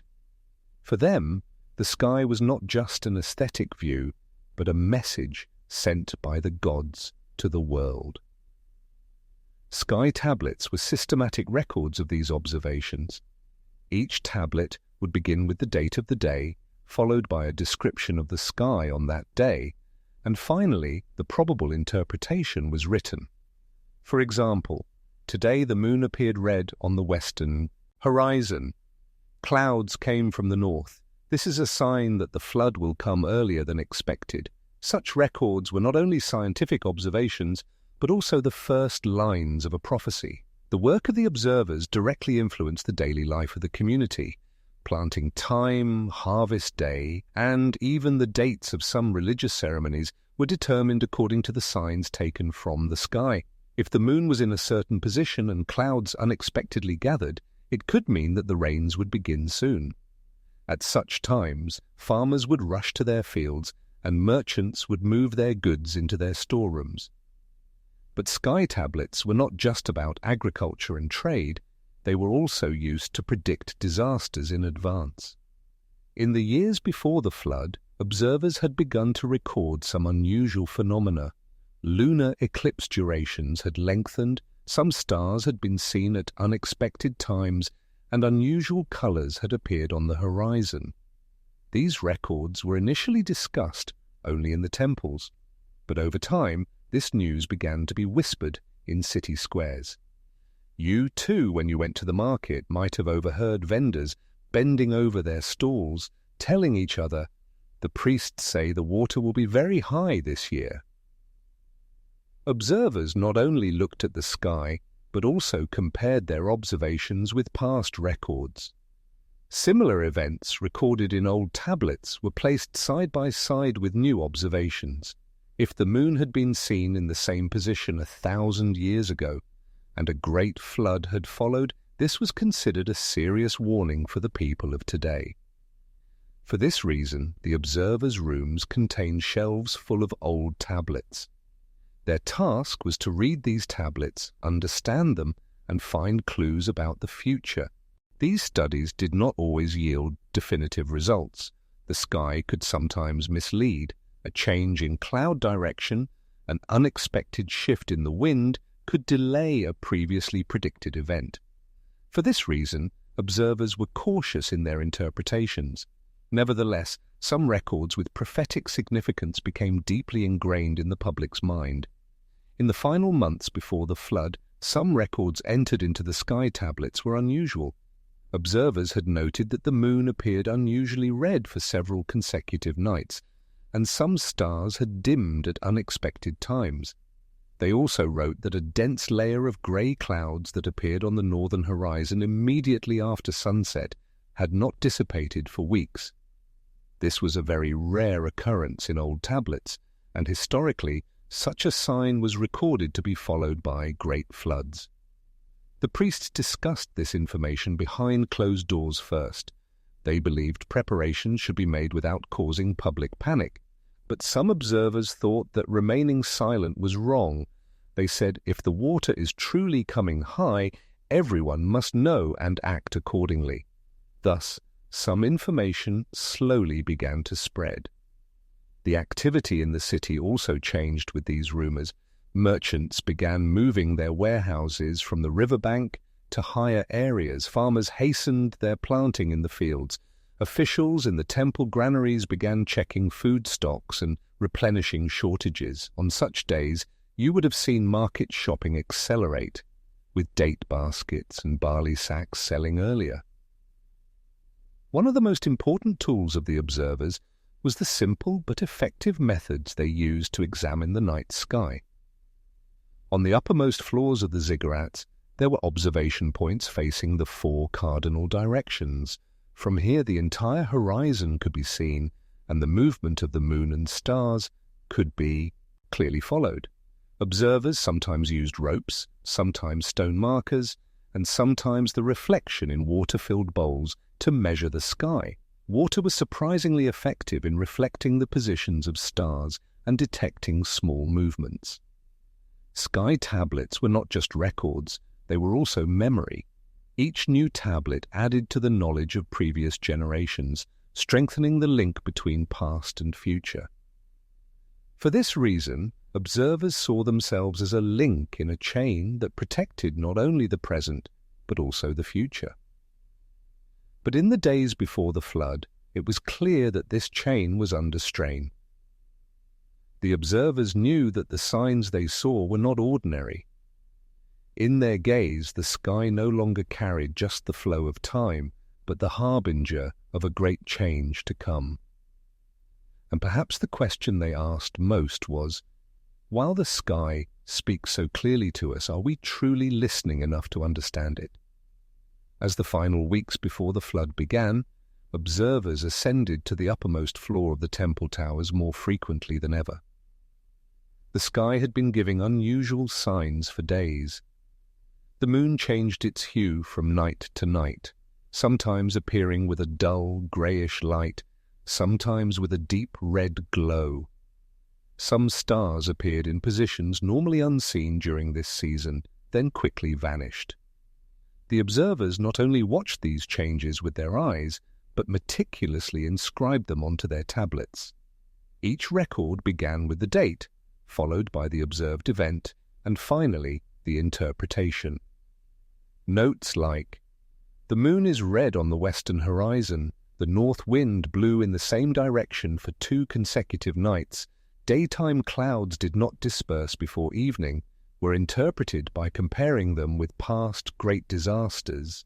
These observations were not just technical information, Every line held a clue about the fate of the people, but to what extent this information would be relayed to the public was discussed at length in temple councils. Some priests argued that causing panic among the people would disrupt order. Others said that people needed to know the truth to prepare. As you walked through the market at that time, you might have heard merchants whispering, "The priests are speaking differently this time." One of the most striking signs recorded in the sky tablets was a broad grey band appearing on the northern horizon after sunset. This band did not disappear for weeks, and a faint light from beneath the clouds subtly reflected into the night sky. Old tablets recorded that great waters followed such a sight. The day the observers saw this sign, an extraordinary meeting was held in the temple. Priests opened traditional prophecy texts. They read aloud lines describing ancient disasters. A heavy silence permeated the temple during these readings. Afterwards, preparations began to make offerings to the gods. Fresh barley porridge, baskets of dates, fish, and lamb meat were brought to the temple courtyard. These foods were not only to be offered to the gods, but also to show that the people were gathered in unity. If you had been there, you would have seen the smoke of incense rising in a thin column towards the sky, drums playing at slow rhythms, and people bowing their heads in prayer. These ceremonies were not just religious rituals, they were also a silent form of communication, etching the observers' prophecies into the minds of the people. The public associated the priests' extensive preparations with the signs seen in the sky, but most did not articulate it aloud, because in such times even words felt heavy. As observers watched the sky, they were not content with just stars and moon. During the day, the shape of the clouds, the direction of the wind, and the colors of the sunset were also carefully recorded. In recent weeks, especially at sunset, the redness of the horizon had begun to last much longer. This redness sometimes turned into a dark, watery color, leaving thoughtful expressions on the faces of the observers. As time progressed, preparations in the city accelerated. Food stocks in warehouses were reviewed, final maintenance on canals was done, and goods were moved to higher ground. Although all this was officially described as precautionary measures, the people sensed the truth. On some nights, the observers would speak to the people from the top of the temple tower. These speeches were usually short, without technical details, but the seriousness in the observer's tone conveyed more than words. "The sky is not silent," they would sometimes say. This sentence was interpreted in different ways among the people. For some, the gods were warning. For others, these were merely nature's own signs. In the last days before the flood, the lines written in the sky tablets became increasingly short and intense. The moon remained on the same trajectory for 3 nights. The grey band on the northern horizon widened. Redness was seen on the western side at sunrise. Such lines had been rarely seen in the past, and each suggested being on the verge of great changes. And perhaps most striking was the change in the observer's gaze. They were the ones who best knew the language of the sky, and they now sensed that this language was telling a single story. But how that story would end, no sky tablet fully revealed. As the final weeks approached, the sky over Shuruppak seemed to carry a new message almost every day. Observers ascended the narrow stone stairs to the ziggurat's highest level more frequently than ever, taking measurements 4 times a day: morning, noon, evening, and night. In their hands were thin reed styluses, soft clay tablets, and copies of previous observation records. Each new observation was compared with past events, searching for possible similarities. The moon, for the past 7 nights, had appeared unusually large. Its reddish hue when near the horizon drew the attention not only of the observers, but also of the populace. Normally, such color changes were attributed to seasonal dust clouds, but this time the redness in the sky lingered much longer. On some nights, a thin halo of light formed around the moon, remaining suspended in the sky with a hazy glow. The observers recorded this phenomenon on their tablets as follows. This month, with the north wind, the moon appeared red for 7 nights. A halo of light formed around it. In previous records, this sign is a harbinger of great waters from the north. The arrangement of the stars also seemed to have changed. Some constellations appeared several days earlier than they should, while others were delayed. These small shifts would go unnoticed by ordinary eyes, but for the observers, this was a sign of an imbalance in the sky's equilibrium. Daytime observations were also unusual. The appearance of redness on the western horizon at sunrise was normally very rare. In recent days, this had recurred several times. The clouds had also changed. They were now heavier, at a lower altitude, and moving in thicker layers. The wind direction changed twice a day, indicating the instability of the weather. These signs were discussed at length in meetings held in the temple. Priests and observers once again debate at how much the public should know. Ultimately, it was decided that the possibility of disaster could not be entirely concealed, but these warnings would be delivered in the language of probability, not certainty. This was an attempt to prevent panic. Following this decision, a grand ceremony was prepared in the temple courtyard. The people offered sacrifices to the gods amidst the smoke of incense. Barley porridge, date syrup, and fresh fish were placed on the stone altars. The observers remained silent throughout the ceremony. Their eyes frequently drifted to the sky beyond the temple walls. If you had been there, you would have noticed the rhythm of the drums was slow but steady, and the expressions on people's faces carried both submission and apprehension. For the last 3 days, the observers' record books became more condensed. Each line conveyed the feeling that disaster was drawing closer. Before sunrise, the grey band on the northern horizon widened. The moon is setting faster than normal. The stars appear to flicker with the change in wind. The people did not directly see these records, but they noticed the changes in the sky with their own eyes. Evening markets closed earlier now, and merchants hurried to move their goods to higher ground. Farmers quickly threshed their last remaining grains, and large baskets were placed under the date palms. On the last night, the sky was unusually clear and bright. The moon, almost the size of a full moon, hung like a red orb. The stars seemed dimmer than usual, as if the moon's light had pushed them into the background.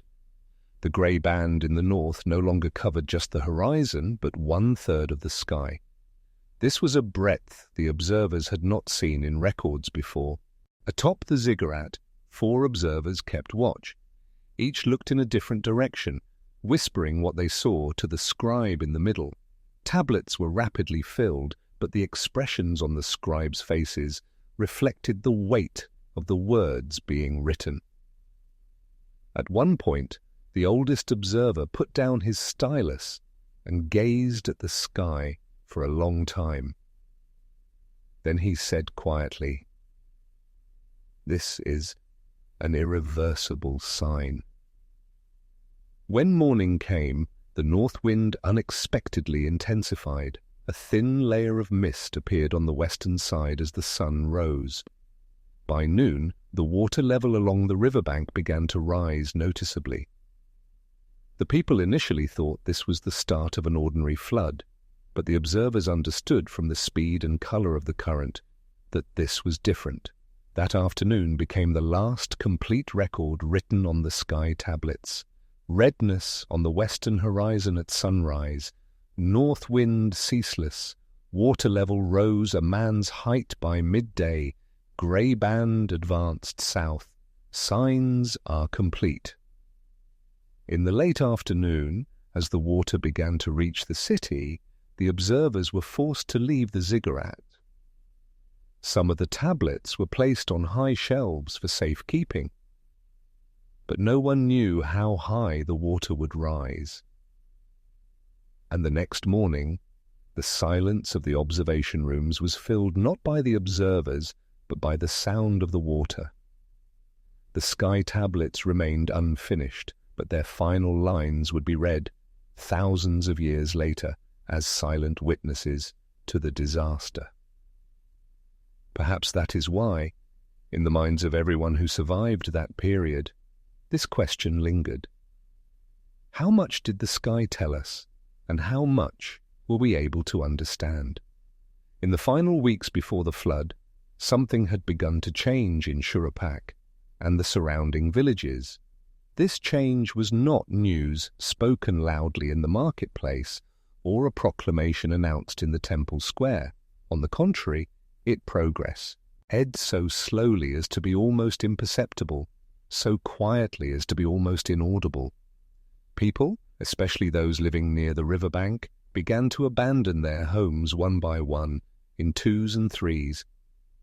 If you were walking on one of the dirt roads by the river at that time, you might sometimes encounter a caravan of laden donkeys, and among their burdens you would see sacks of grain, clay jars, and children sitting calmly in baskets. These departures were not openly called migrations. No one said, "We are leaving the city." Their words still held excuses like, "We are going to visit a relative," or "We need to check on the high fields for a few days." But the weight of their burdens indicated that the journey would not be short. Most of those migrating were people who knew the language of the water well.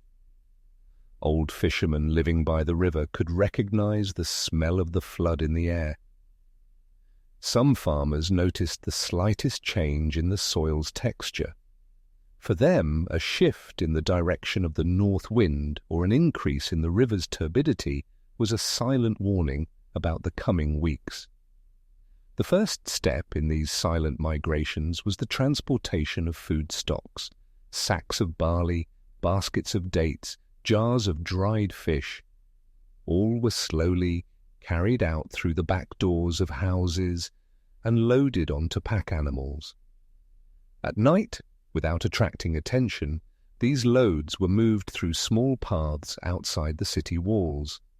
These paths, normally used by trade caravans or villagers, had now become routes for those seeking to escape disaster. Those who left generally headed towards small hills in the northeast or to elevated villages far from the river. These places were rarely submerged during flood periods. Some families had relatives in these regions, while others simply hoped to find empty land there. The journeys were not fast, but cautious. They stopped frequently so pack animals wouldn't tire, and children rested in shady areas. Those who remained in the city noticed this silent movement, but did not speak about it openly. Because such a migration was not welcomed by written laws.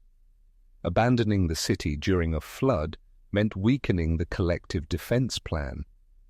But people's instinct to protect their own families sometimes overshadowed these laws. You, in those days, would have seen the dilemma on the faces of the guards standing at the city gates, on one hand, to do their duty, on the other, to understand why people were fleeing. Although temple authorities organized ceremonies to calm the people, they did not openly intervene to stop these migrations. Perhaps they too knew that the signs they saw in the sky and the river justified this movement. Nevertheless, in official records, these departures were referred to as seasonal travel. Those migrating left very little behind. Houses stood empty, doors locked. Water jars in courtyards were emptied and valuable possessions were taken with them.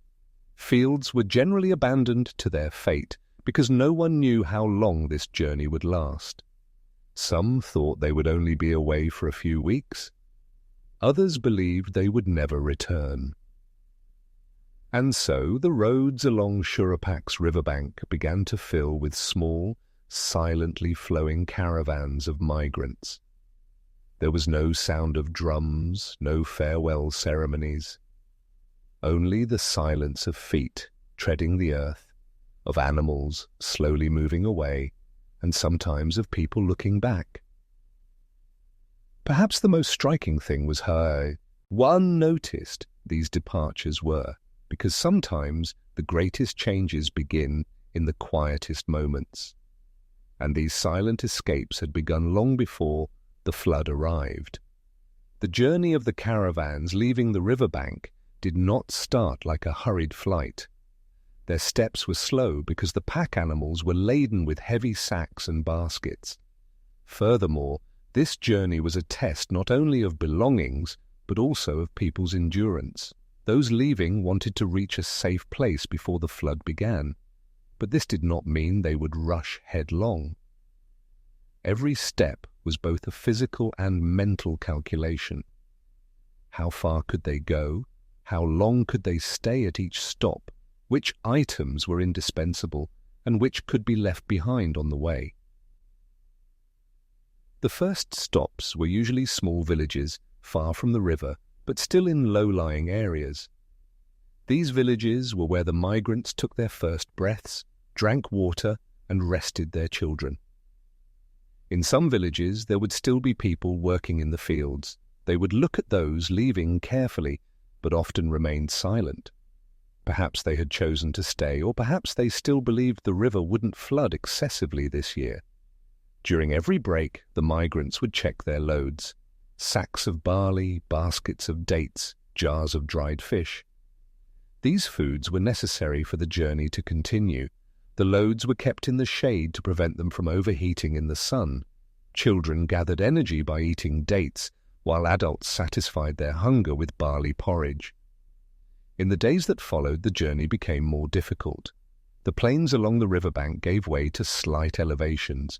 The steps of the pack animals slowed, and sometimes a donkey's load would be split in two and distributed among other animals. This further slowed their progress, but safe transport of the load was paramount. Besides the physical hardships, the psychological burden of the journey was also heavy. Every kilometer pushed the memories of the life left behind a little further away. People thought of their house courtyards, their fields, their neighbors. Children asked about friends left behind, whispering, "Will we go back?" It was difficult to give a definitive answer to this question, because no one knew what the future would bring. On some nights, caravans would stop in small groups. Lighting a fire was not always possible, as wood was scarce. Most often they subsisted on dried dates and barley porridge. At night, a deep hum from the distant river could be heard. This sound was both terrifying and strangely familiar. Sometimes, carried by the wind, this hum would blend into people's sleep, like a lullaby recalling the past. Throughout the journey, different migrant caravans would occasionally meet. These encounters were brief. Each group proceeded at its own pace, but in such moments, brief greetings, exchanges of food, or sharing locations of water sources would occur. These acts of assistance were the most humane moments of the journey.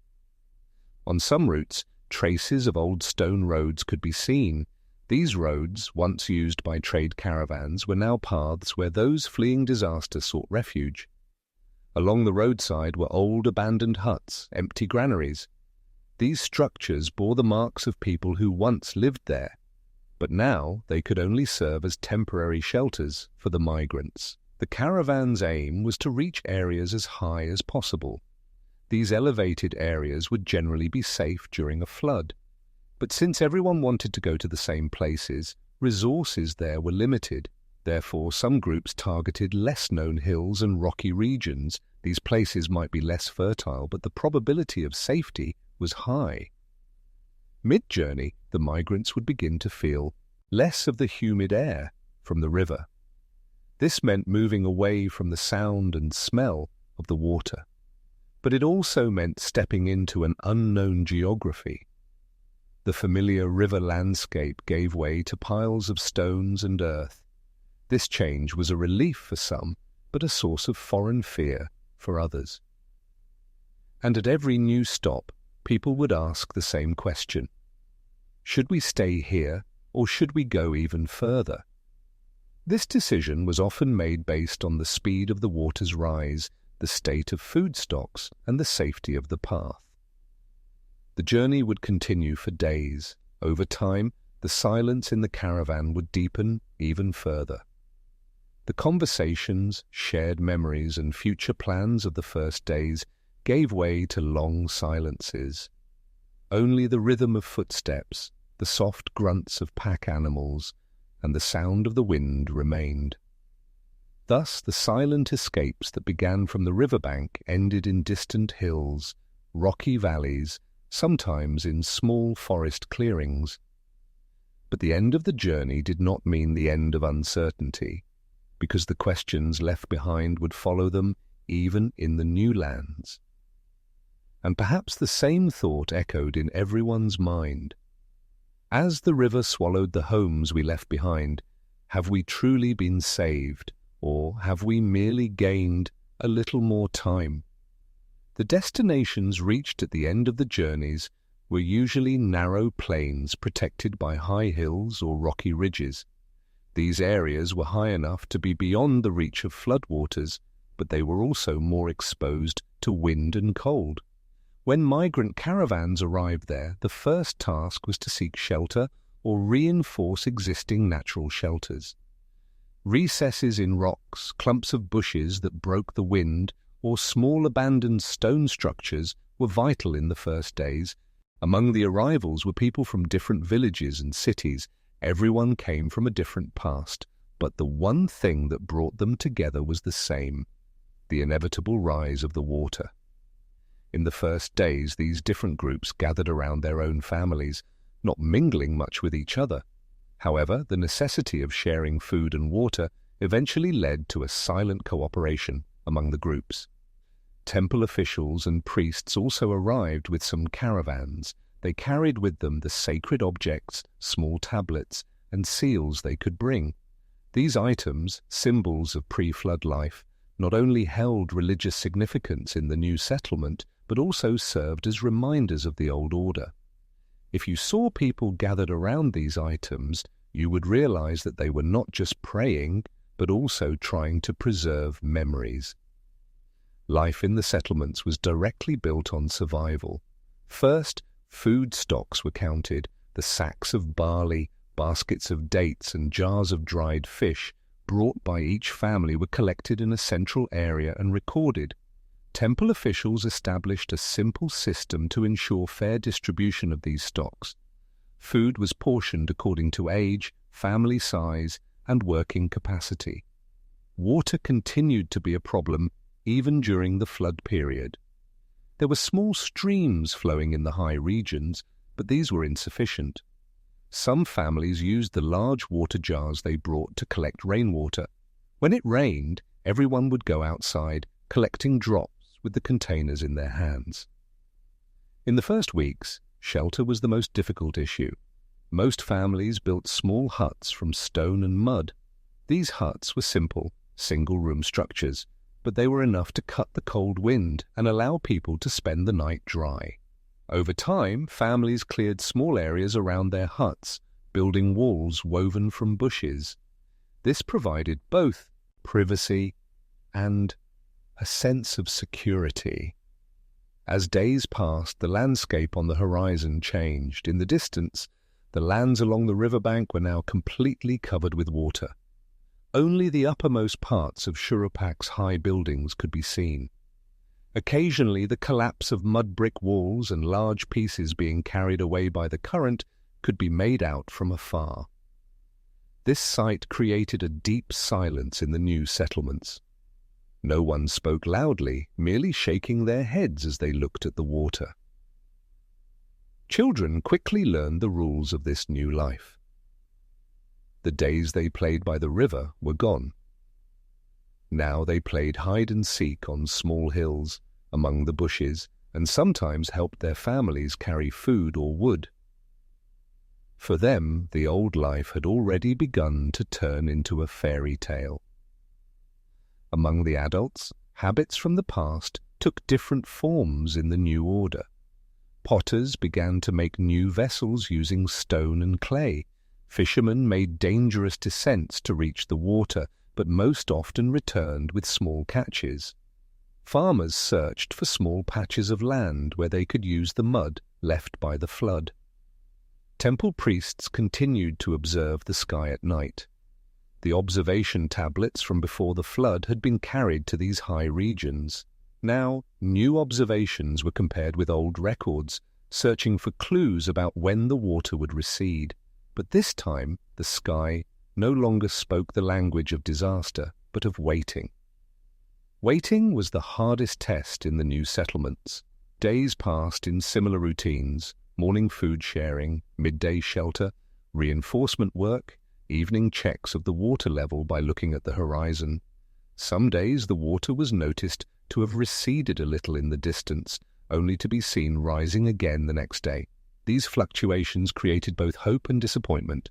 Months later, the water slowly began to recede. First, small patches of land appeared on the horizon. Then river branches began to return to their old beds. But most of Shurupak was gone. The foundations of the temples were submerged, the stone pavements of the marketplace were shattered, houses were razed to the ground. Those living in the new settlements began to debate whether to return to the riverbank. Some argued that it was necessary to rebuild because the river was the source of bounty. Others, however, believed that if such a great disaster had occurred once, it could happen again, and preferred to stay away. Eventually, returns began in small groups, but those who returned found a completely different landscape in place of the old city. Instead of mud brick houses, there were irregular islets shaped by the water, moss-covered stones, and a wide, silently flowing river. In place of the old market were wooden jetties providing shelter for fishermen, and in place of the temple, only scattered stone blocks rising within the water remained. Those who remained in the high regions decided to leave their old lives completely behind.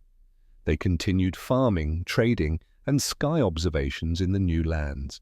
But every year, at the time the water rose, their eyes involuntarily turned to the horizon, because once a flood had been experienced, its memory remained permanent. And so the silent escapes that began from the riverbank transformed into a thin line between two settlements in the memory of a civilization. One, the old city submerged under the water; the other, the new life established in the hills. The greatest legacy that remained was the silence of this migration, neither a written epic nor a loud lament, just a question echoing in people's minds. When disaster comes, do those who notice it early truly escape, or do they just get caught a little later?